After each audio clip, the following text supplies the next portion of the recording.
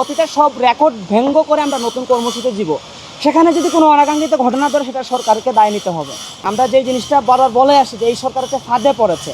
প্রত্যেকটা ক্যাম্পাসে কিন্তু কোনো না কোনো দিন কিন্তু সমস্যা হচ্ছে, সেটা সমাধান করতে যথাযথ যে কর্তৃপক্ষ, যিনি হচ্ছে এই দেশের শ্রমিক মজুরের টাকায় বেতন নিচ্ছেন, যে শিক্ষা উপদেষ্টা বা যথাযথ কর্তৃপক্ষ সেখানে রেসপন্স করছে না, না করে সেটা হচ্ছে আমলাতান্ত্রিক সিস্টেমে রেসপন্স করা হচ্ছে।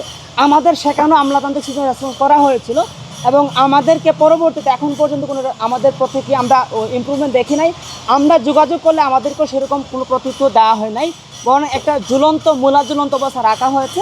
এবং যে এই সরকার, তারা দীর্ঘমেয়াদে ক্ষমতা টিকে থাকার জন্য এক ক্যাম্পাসের শিক্ষার্থীকে আরও ক্যাম্পাসের শিক্ষার্থীর মুখোমুখি দাঁড় করাচ্ছে, যেন তারা ক্ষমতা টিকে থাকতে পারছে। আমরা মনে করছি আমাদের দাবিটাকে তাদের ক্ষমতা থাকার একটা উপকরণ বানিয়ে তারা বিভিন্ন তালবাহানা করছে, যেটা বিভিন্ন ক্যাম্পাসেও করছে। তো যে এই মুহূর্তে একসাথে এতগুলো ইউনিভার্সিটি করা সম্ভব না। আমরা তাদের এই যে অপারগতাকে রেসপেক্ট জানিয়েছিলাম। আপনি যদি যেটা তথাকথিত সেন্ট্রাল নামে যেটা হচ্ছে, সেটা কিন্তু পূর্ণাঙ্গ ইউনিভার্সিটি এখন হয়ে যাচ্ছে না, তাই না? এটা বলা হচ্ছে যে ইউনিভার্সিটি হওয়ার আগ পর্যন্ত একটা অন্তর্বর্তী প্রশাসনের মাধ্যমে সেটা চলবে। তো সেটা যদি চলতে পারে তাহলে তুমি চলতে সমস্যা কোথায়? তো আমরা এটাই দাবি করছি যে সেন্টারের মতো করে হোক। আমরা চাচ্ছি না যে আমাদেরকে শুধু দেন, বাকি 6 কলেজ আপনারা ছেড়ে দেন। তাদের জন্য একটা যৌক্তিক সমাধান দরকার আছে, সেটা সেভাবেই হোক, আমাদের মতো করে হোক। তো অলরেডি আমরা বলছি যে আমাদের 6 দফার যেটা মেনে নিয়েছে, আপনি 6 দফা যেগুলো মেনে নিয়েছে সেগুলো আমাদের হাতে হস্তান্তর করা হোক, অথবা অগ্রগতি দেখানো হোক।